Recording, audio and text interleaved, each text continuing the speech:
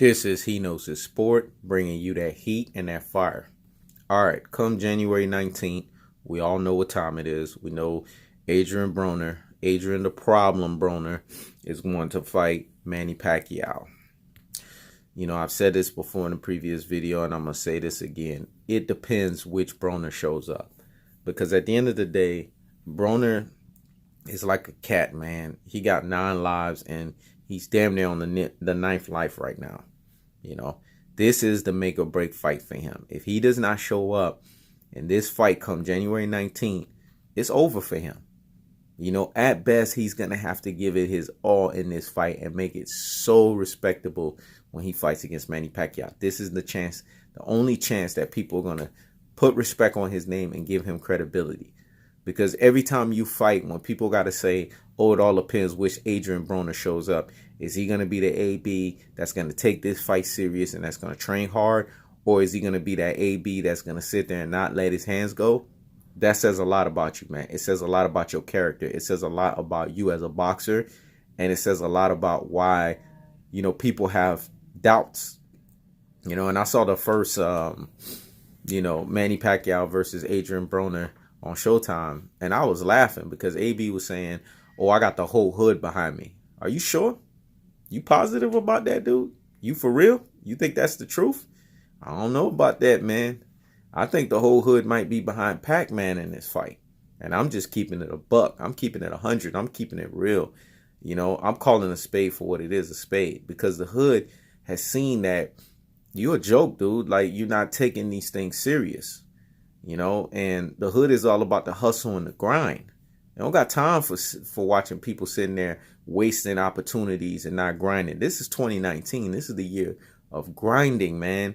You know what I'm saying? Grinding for everything. Your wealth, your health, your finances, you know, everything in life. You know, and I don't understand what you're talking about, man.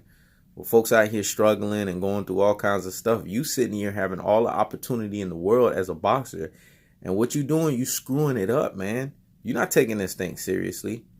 And you sitting there saying, oh, you know what I'm saying, when I was in prison or whatnot, you know, I had 2 choices. And my first choice was, oh, you know what I'm saying, should I just go back to what I was doing? And then I thought, and then I said to myself, nah, I'm going to end up back in here. And then the second thing was, oh, boxing. And then you said you started to get up and you started doing some shadow boxing. And then you realized you was out of shape. And then as soon as you got out, you went to the gym, you started working. Listen, man, your story sounds great, man. And I'm not taking nothing away from it. It sounded authentic. It sounded like it was for real. That like you did take all of those steps.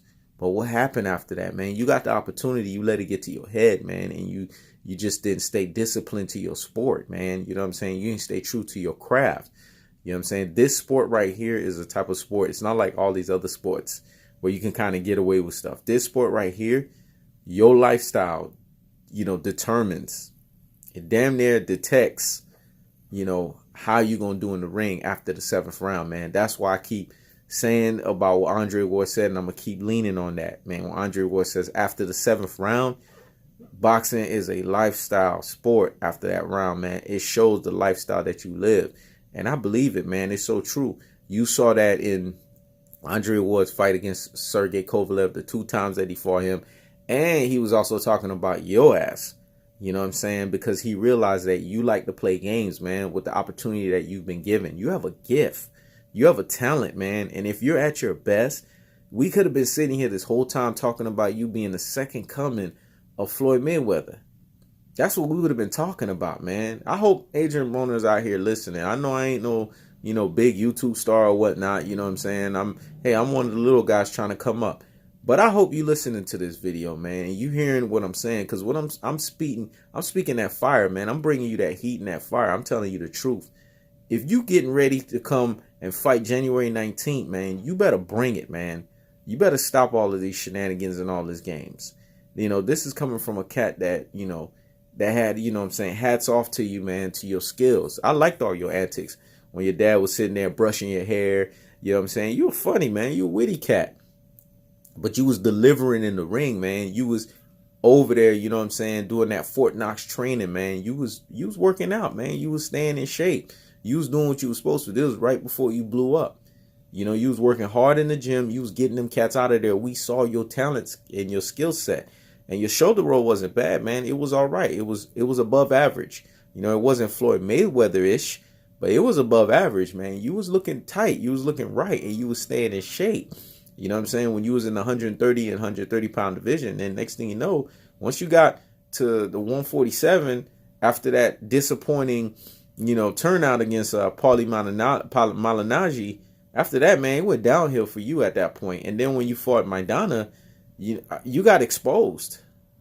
You know what I'm saying? And in that fight, that's when you really started partying, because you really started looking out of shape. You looked so overweight, you know what I'm saying, in that fight. You were looking like you was in your 170s, 180s, you know what I'm saying, for a guy that's supposed to be 147. I mean, you just looked extremely over the top.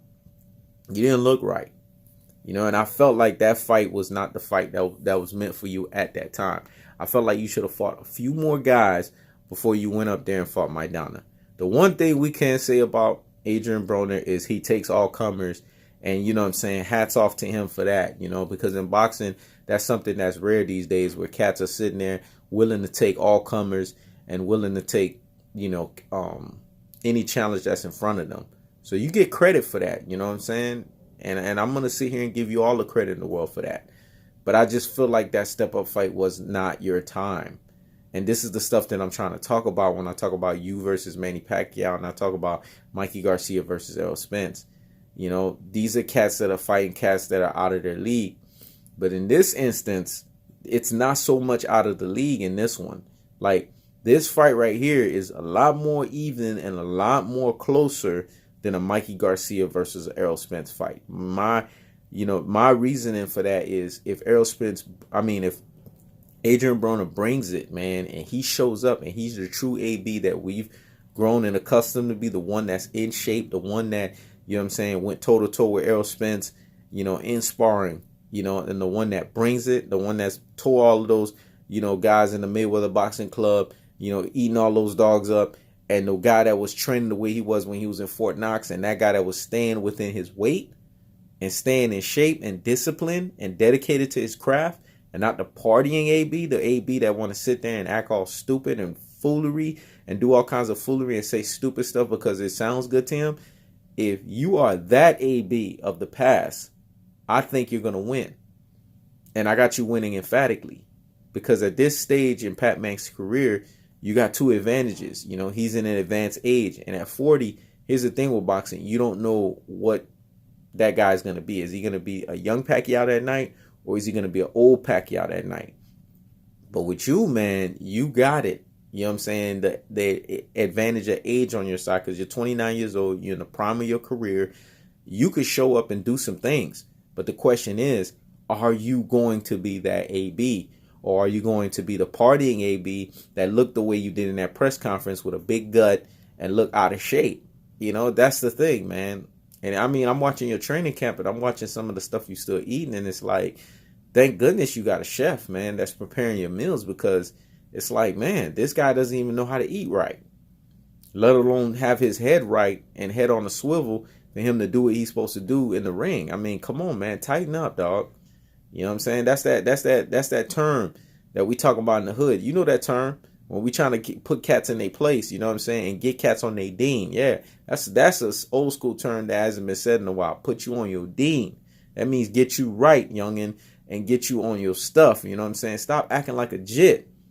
Yeah, that's that Florida term. You know what I'm saying? That old school Florida term. Stop acting like a jit and get your mind right, man, and just put your head on a swivel and get ready to do what you got to do. Get on your dean, man. Get on your stuff. That's basically what I'm trying to say. You know what I'm saying? And tighten up. Because when it's all said and done, you need to act right, man. Because this is the last opportunity that Al Haymon is going to give you. And if you want to stop being considered a gatekeeper and you want to be considered a guy that's respected in this sport, then you're going to do what you got to do come January 19th.